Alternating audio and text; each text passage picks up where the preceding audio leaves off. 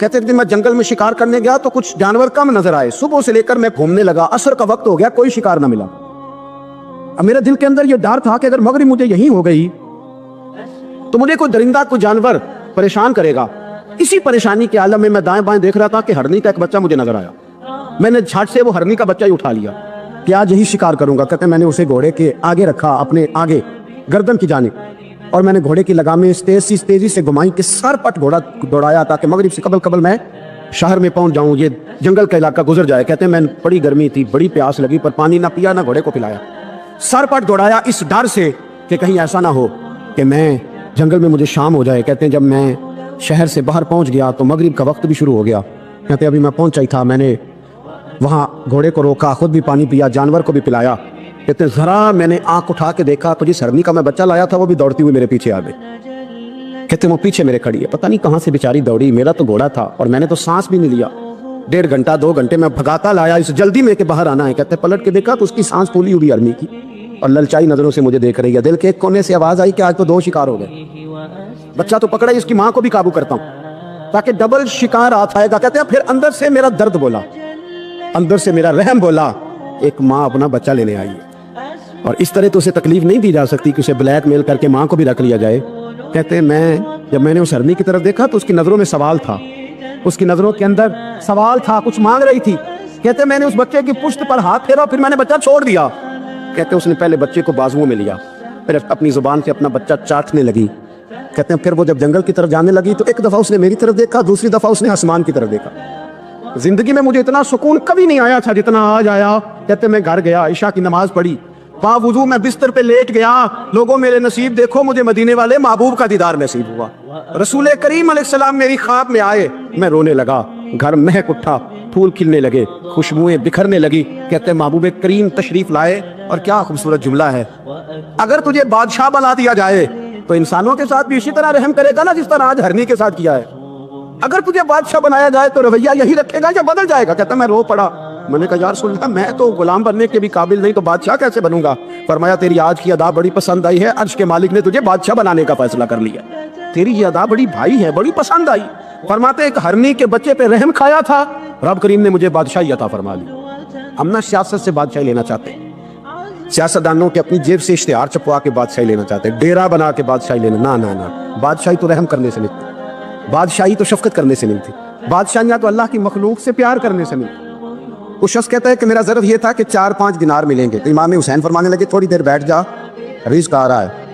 تو امام حسین کو حکومت وقت کی طرف سے 5 تھیلیاں ملی، جس میں ایک تھیلی میں 500 اشرفیاں تھیں، 5 تھیلیاں آئیں، لیکن اس کو آنے میں ذرا دیر ہو گئی۔ وہ 5 تھیلیاں جب آئی نا تو امام حسین اس کی طرف 5 تھیلیاں بڑھا کے نا، ذرا دیکھنا میری طرف غور سے، 5 تھیلیاں بڑھا کے نا تو فرمانے لگے میاں جتنا تجھے انتظار کرایا ہے نا اتنی ہم تیری حاجت پوری نہیں کر سکے، تو یہ نہ محسوس کرنا کہ حسین کے دروازے پہ بیٹھا بھی رہا ہوں تو ملا کیا ہے، یہ نہ محسوس کرنا۔ وہ شخص کہتا ہے جب میں نے وہ تھیلیاں کھولی اور پھر میری نظر امام حسین پہ پڑی تو میرے اندر سے آواز آئی اگر حسین ابن علی اتنے سخی ہیں تو محمد عربی کتنے سخی ہوں۔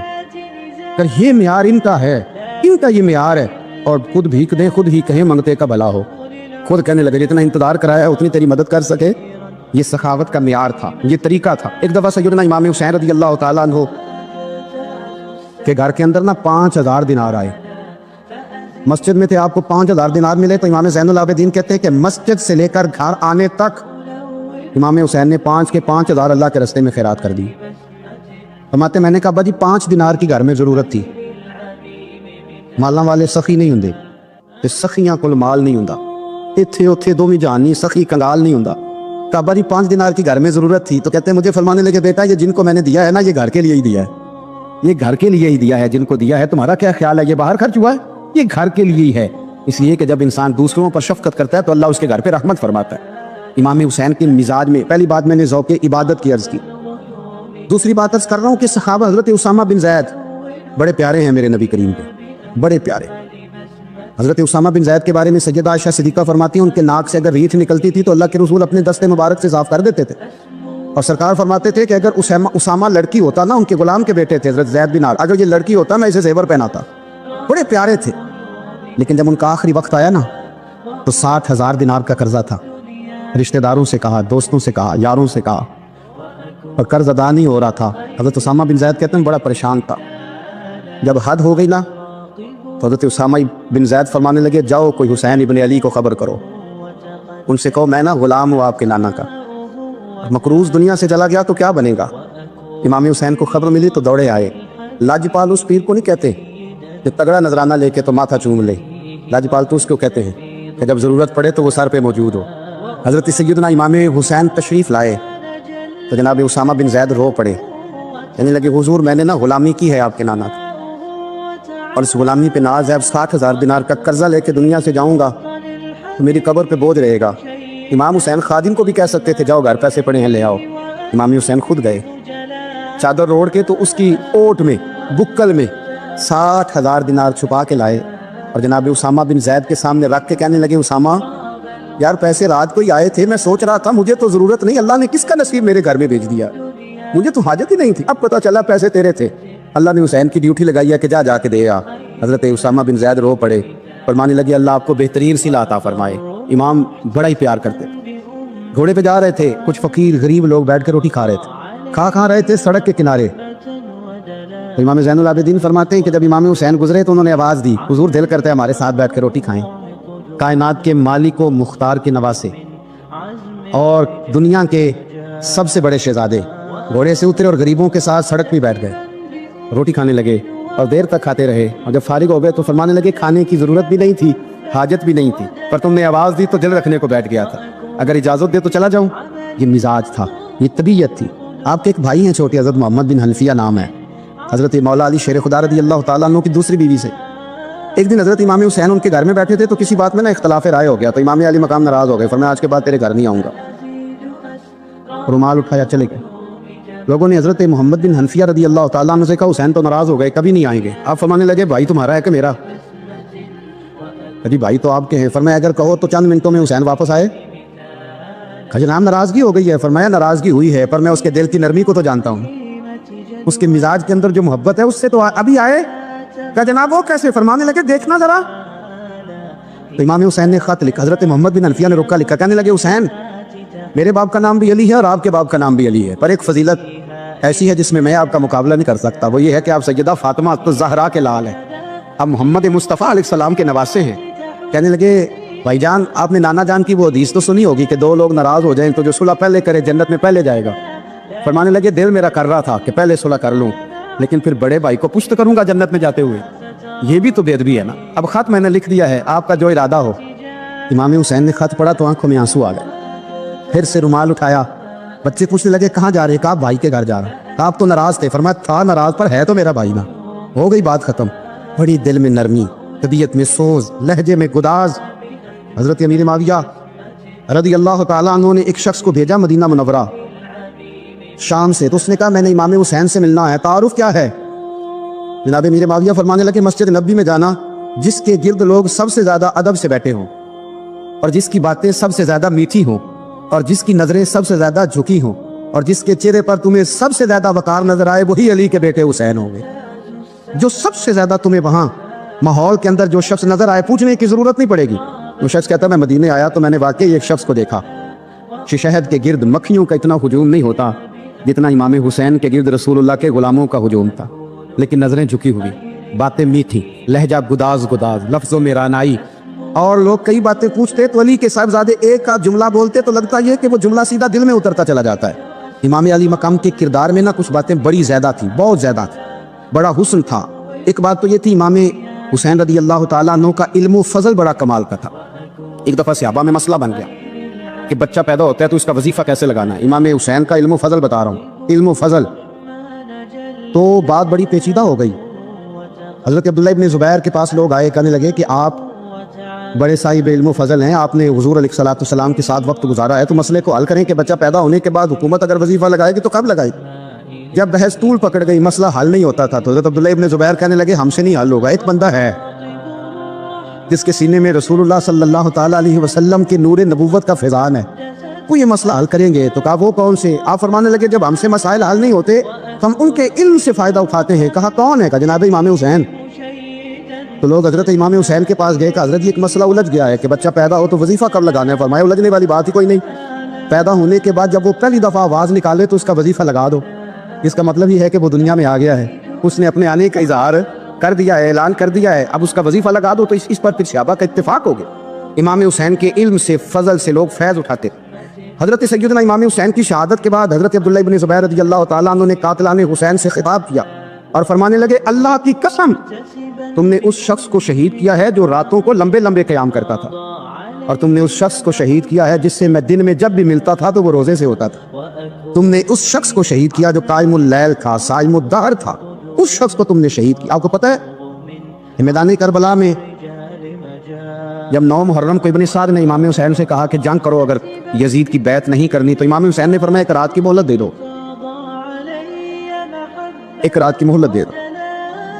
حضرت امام زین العابدین کہتے ہیں میں نے اپنے والد گرامی سے عرض کی کہ ابا جی آپ جہاد سے دور جانے والے تو ہیں نہیں, آپ تو جہاد سے پیار کرنے والے, اور یہ بھی پتہ ہے مجھے کہ یہ جنگ اب ہو کے رہے گی, تو ایک رات کی مہلت لینے کا معنی کیا ہے؟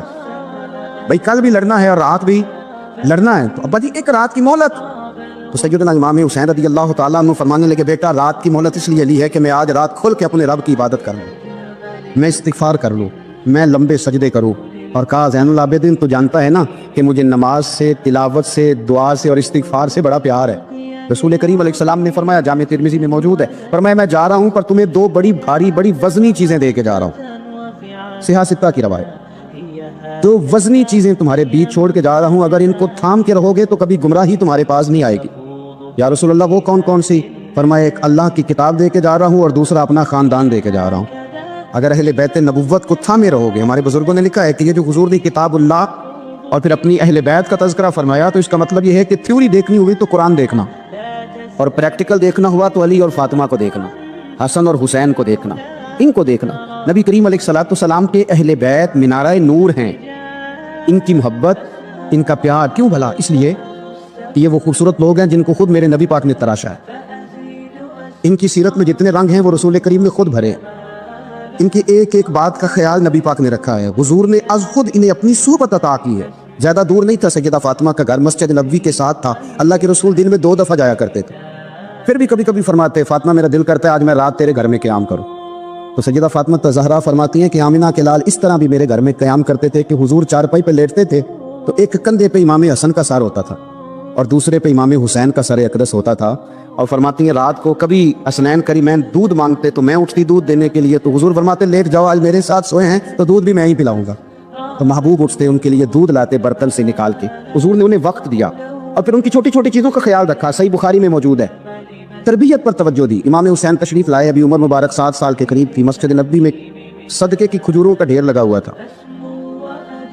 چھوٹا بچہ جو ہوتا ہے نابالغ, اس پر شریعت کے احکامات نہیں آتے.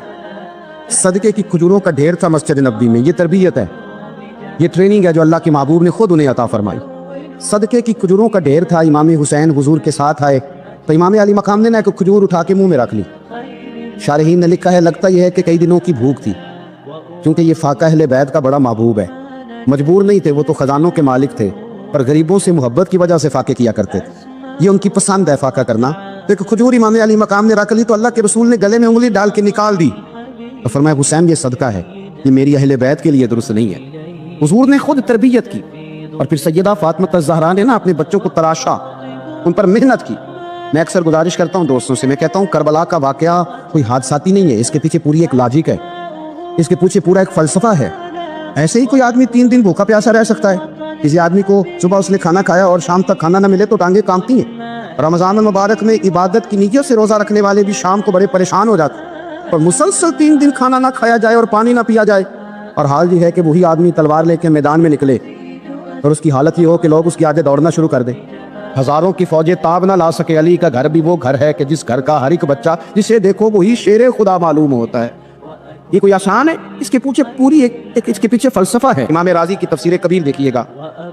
حضرت امام حسین کی وہ شخصیت تھی کہ مشکات میں حدیث ہے, نبی پاک صلی اللہ تعالی علیہ وسلم کی چچی جناب ام فضل صبح صبح گھبرائی حضور کی بارگاہ میں آئی, عرض کی یا رسول اللہ صلی اللہ علیہ وسلم آج میں نے عجیب خواب دیکھا ہے, میں ڈر گئی ہوں. حضور نے فرمایا چچی کیا دیکھا؟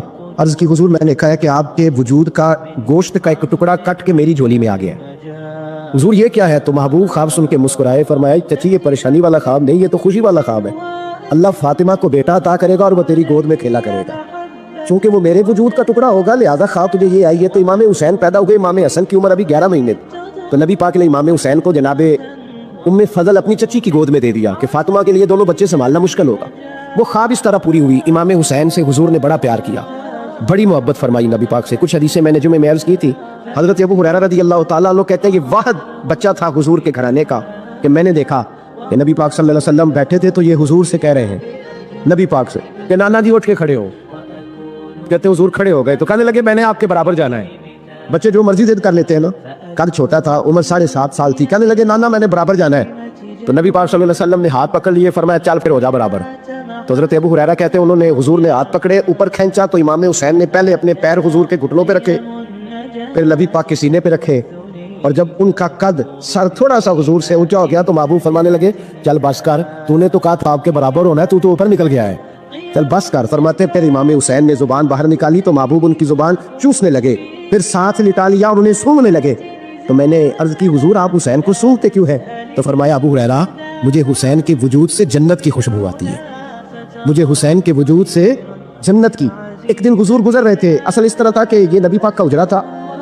جن لوگوں کو اللہ نے مدینے کی زیارت کرائی ہے وہ جان سکتے ہیں نبی پاک کا حجرہ تھا. تو حضور کے حجرے کی اس جانب یعنی مسجد کی جو بالکل سیدھ ہے اس کی بیک میں سیدہ فاطمہ رہتی. تو حضور اکثر میں نماز کے لیے جب نکلتے تو حضرت فاطمہ کے حجرے کے پاس سے ہو کر دوبارہ محراب میں جاتے. محبوب حجرے کے پاس سے گزرے تو امام حسین رو رہے تھے. تو حضرت فاطمہ نے کسی بات میں جھڑک دیا تو امام حسین رونے لگے. تو نبی پاک نماز کے لیے گئے تو واپس لوٹ آئے اور واپس تشریف لا کے کہا فاطمہ حسین کو کیا ہوا؟ عرض کی یا رسول اللہ تنگ کر رہے تھے میں نے ڈانٹ دیا ہے. کیا خوبصورت جملے ہیں حدیث پاک میں. سرکار نے فرمایا فاطمہ اس کو حسین کو نہ رونے نہ دیا کر, یہ جب روتا ہے نا تو میرے دل کو تکلیف ہوتی ہے. تو بی بی صاحبہ کہتی ہیں یہ حکم آیا نبی پاک کا میرے نا, پھر میں نے ڈانٹنا چھوڑ دیا. یہ ان کے فضائل تھے, ان کی تربیت خود نبی پاک نے فرمائی. پہلی بات تو یہ ہے کہ نبی پاک نے دعا مانگی تھی یا اللہ میرے گھر والوں کو زیادہ روزی نہ دینا, انہیں ایک وقت روٹی دینا, ایک وقت کی بھوک دینا. یہ جو 10 دن کربلا میں انہیں ٹینشن نہیں نہ ہوئی, انہیں عادت تھی فاقہ کرنے, انہیں 3 دن وصلی روزے رکھنے کی عادت تھی. پہلی بات. دوسرا یہ کہ جہاد کی تربیت حضور خود کراتے. حضرت فاطمہ زہرا کہتی میں پردے کے پیچھے دیکھ رہی تھی, نبی پاک نے امام حسن اور حسین سے فرمایا چلو میرے سامنے کشتی لڑو. تو دونوں حضرات آپس میں جب کشتی لڑنے لگے تو نبی پاک نا امام حسن کو کہتے حسن حسین کو ٹانگوں سے پکڑو, حسن حسین کو پیچھے سے پکڑو. جب نبی پاک بار بار امام حسن کو بتا رہے تھے تو سیدہ پیچھے سے بول پڑی, کہنے لگی یا رسول اللہ آپ چھوٹے کو بتائے آپ بڑے کو بتا رہے ہیں, بڑا تو پہلے 11 مہینے بڑا ہے تو آپ چھوٹے کو بتائے بڑے کو بتا رہے. تو فرمایا فاطمہ تو چپ کرنا, جو میں دیکھ رہا ہوں تو نہیں نہ دیکھ رہی, ایک کو میں بتا رہا ہوں دوسرے کو جبریل امین بتا رہے ہیں. لیکن اس کے ساتھ ساتھ امام حسین رضی اللہ تعالیٰ عنہ کا جذبہ جہاد, امام حسین کی استقامت. آج لوگ ادھر ہوتے ہیں جس طرف ہوا کا رخ ہوتا ہے. آج لوگوں کی سوچوں کا زاویہ یہ ہے کہ جدھر رش زیادہ ہوگا ہم بھی ادھر جائیں گے. ہم یہ نہیں دیکھتے حق کس طرف ہے, ہم یہ دیکھتے ہیں رش کس طرف ہے. امام حسین رضی اللہ تعالیٰ عنہ نے رش نہیں دیکھا, حق دیکھا. امام حسین رضی اللہ تعالیٰ عنہ استقامت کے وہ پہاڑ ہیں, معمولی آدمی نہیں تھے. فرزق شاعر کہتا ہے کہ میں نے امام حسین سے کہا تھا, میں نے کہا لوگوں کی تلواریں یزید کے ساتھ ہے پر دل آپ کے ساتھ ہے, دل آپ کے ساتھ ہے. امام حسین رضی اللہ تعالیٰ عنہ نے زمانے کے حالات نہیں دیکھے, حق اور سچ دیکھا. جتنی چیزیں انسان کو کمزور کر سکتی ہیں وہ ساری امام حسین پہ طاری کی گئیں. جتنی چیزیں, وطن چھوڑنا کتنا کو مشکل ہوتا ہے. شالا پردیسی کوئی بھی نہ تھی وے ایک اکھ جنا تو پارے. حضرت سلطان باؤ فرماتے ہیں بچو پردیسی ہونا کوئی آسان ہے؟ جس آدمی کا کسی چھوٹے سے گاؤں میں بھی مکان ہو چھوڑنا پڑ جائے تو روتا ہے. تو مجھے بتاؤ جس نے اپنا سارا بچپن مدینے میں گزارا ہو, آج جو ایک ہفتہ مدینے رہ کے آتے ہیں ان سے واپس نکلنا مشکل ہوتا ہے. لیکن امام حسین حق کا رستہ تھا, وطن کی قربانی دی, اور معمولی وطن نہیں مدینے جیسا وطن. اور جب کھڑے تھے نا امام حسین رضی اللہ تعالیٰ عنہ رجب میں نکل رہے تھے مدینے سے, تو کوئی شاعر کہتا ہے دور کھڑے ہو کہ انہوں نے گویا کہا تھا آقا تیرے کرم کے خزینے کی خیر ہو, میں جا رہا ہوں تیرے مدینے کی خیر ہو. امام حسین نے وطن چھوڑا, کوئی لغزش نہیں پیروں میں, کوئی نہیں. شہزادوں والی زندگی تھی, مسجد نبوی کے امام تھے, نبی کریم علیہ السلام کے روضہ اطہر پر تشریف رکھتے تھے. زمانہ حیا کرتا, شان و شوکت تھی, پر حق کے لیے چھوڑا, نکل کر خانقاہوں سے ادا کر رسم شبیری. اور پھر بڑا مشکل ہوتا ہے اس شخص کے ساتھ بچے اور عورتیں ہوں, وہ تو یہ کہہ کے لڑائی سے جان چھڑاتا ہے کہ میرے ساتھ فیملی ہے, نہ ہوتی تو تجھے بتاتا. پر امام حسین کو اولاد بھی کمزور نہیں کر سکی, عورتوں کا ساتھ ہونا کمزور نہیں کر سکا. پھر امام علی مقبول کتنا مشکل کام ہے. آج لوگ کہہ نہیں دیتے کہ میں تو اس لیے گناہ کرتا ہوں کہ رشوت اس لیے لے لیتا ہوں کہ بچے چھوٹے ہیں. 10 दिनों की कमो बेच सफ़र, 3 दिनों की भूख और प्यास, पर हक के रास्ते में इमाम हुसैन को कोई चीज़ कमज़ोर नहीं कर सकी। और फिर वो जितनी बातें लोग कह सकते थे वो सारी कही गई, सारी। और आके अर्ज करने लगा, हुजूर ये कोई मामूली दुश्मन नहीं, ये वो जालिम हैं जो लाशों पे भी घोड़े दौड़ा देते। तो इमाम अली मकाम फरमाने लगे, जो शहादत का जज्बा लेके निकले वो फिर अंजाम नहीं देखा करता। वो अंजाम, वो जितनी चीज़ें जो इस्तकामत के रास्ते में आ सकती हैं वो सारी चीज़ें रास्ते में आई, पर इमाम अली मकाम ने किसी चीज़ की परवाह नहीं की। आज का मसला ये है कि आज लोगों में इस्तकामत नहीं है। रात को कुछ होते हैं, सवेरे कुछ होते हैं, दोपहर को कुछ होते हैं, शाम को कुछ होते हैं। हमारा कल अंदाज़े तकल्लुम कुछ और होता है, सुबह कुछ और होता है। इमाम अली मकाम मैदान में रहे, एक मैयत घर में हो जाए तो कई दिनों तक आंख खुलती नहीं, होश रहता नहीं। सबसे ज़्यादा मसाइब इमाम हुसैन ने देखे, सबसे ज़्यादा। और घोड़े पर बैठने से पहले पहले सारी तकलीफ़ें आप देख चुके थे। बाप का जनाजा उठाना आसान होता है, बेटे का जनाजा उठाना बड़ा मुश्किल होता है, पर इमाम हुसैन ने बेटों के जनाजे उठाए। हज़रत अली असगर की लाश को इमाम हुसैन ने अपने दस्ते मुबारक से दफन किया। और जनाब अली अकबर की मैयत को जब आप उठा के ला रहे थे तो सैयदा ज़ैनब फरमाती हैं कि मुझे यूँ कभी लगता था हुसैन का कद बड़ा है और कभी लगता था अली अकबर का कद बड़ा है। और फरमाती हैं कि फिर हज़रत कासिम बिन हसन को भी वो उठा के लाए और जनाब अब्बास के वजूद से अलग होने वाले बाजू उन्होंने ला के हज़रत अब्बास के वजूद के साथ भी रखे। उन्होंने ये सारा मंजर देखा। लेकिन जब हुसैन इब्न अली अपनी दफ़ा घोड़े पे सवार हुए तो लगता ये था कि इनसे ज़्यादा बहादुर कोई नहीं। एक जुमला भी यजीदी फ़ौज के सामने इमाम हुसैन ने कमज़ोर नहीं कहा, एक जुमला भी, एक फ़िक्रा भी कच्चा नहीं बोला, कहीं भी कोई मिन्नत नहीं की, किसी जगह भी उनके पाए इस्तक़लाल में कोई लग़ज़श नहीं आई। जब लोगों को पता चल जाए कि अब सामने मौत ही मौत है, सिवाय उसके चारा कुछ भी नहीं, तो बहुत सारी रुख्सत और इजाज़त तो दीन भी देता है, पर इमाम हुसैन किसी जगह किसी रुख्सत पर अमल करते नज़र नहीं आते। डट के बात की, डट के। और फिर जब मैदान में निकले, अल्लाह अकबर, तो इब्न साद कहने लगा कि अगर दो दो करके एक एक करके जाओगे तो ये 45,000 का लश्कर सारा हुसैन काट डालेगा। यक बारगी हमला करोगे तो बात, इतनी इस्तकामत, इतना। आज तो लोग डिप्रेशन के मरीज हैं, आज तो लोग टेंशन के मरीज हैं। हर दूसरी बात में लोग कहते हैं वो बड़ा, पर किस बात से? मतलब क्या आपने जिंदगी में सिर्फ जॉब नहीं मिल रही, सिर्फ बीमारी आ गई, सिर्फ खर्चा नहीं घर में, मैं बड़ा, किस बात का डिप्रेशन? इमाम हुसैन की जिंदगी बतलाती है वो लोग भी कोई दुनिया में कमाल हासिल कर सकते हैं जो छोटी छोटी बातें रोते हैं। माल भी है, जवानी भी है, घर भी है, मकान भी है, बच्चे भी हैं, इज्जत भी है, सिर्फ पैसे नहीं।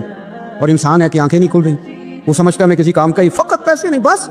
ओ खुदा के बंदो, इमाम अली मकाम ने फरमाया सारा कुछ लुटा के भी जो मैदान में खड़ा रहे उसे हुसैन इब्न अली कहा जाता है, उसे हुसैन इब्न अली कहा जाता है। हुसैन इब्न अली की शान रिफत कोई क्या जाने, हसन जाने, अली जाने, नबी जाने, खुदा जाने, कौन जाने इमाम अली मकाम का मेयार। तो इमाम हुसैन रज़ी अल्लाह तआला अन्हु की ज़िंदगी हमें बताती है कि ज़ौक़ वाली इबादत करो। इमाम हुसैन की ज़िंदगी हमें बताती है कि जब तुम सखावत करो तो फिर अपनी हैसियत से बढ़कर करो। और इमाम हुसैन की ज़िंदगी हमें बताती है कि दिल में किसी के लिए कोई बात ना रखो, सुलह करने में पहल करो, मोहब्बतें करने में आगे बढ़ो। और इमाम हुसैन की ज़िंदगी हमें बतलाती है कि जब दुनिया में तुमने कुछ करना है तो फिर डटना भी सीखो, फिर खड़े होना भी सीखो। ये ना देखो कि हालात, इमाम हुसैन ने एक दिन भी हुकूमत नहीं की, यजीद ने 4.5 साल की, लेकिन क़यामत तक दिलों पे हुकूमत इमाम हुसैन की रहेगी, इमाम हुसैन की रहेगी, इसलिए कि उनमें इस्तकामत थी।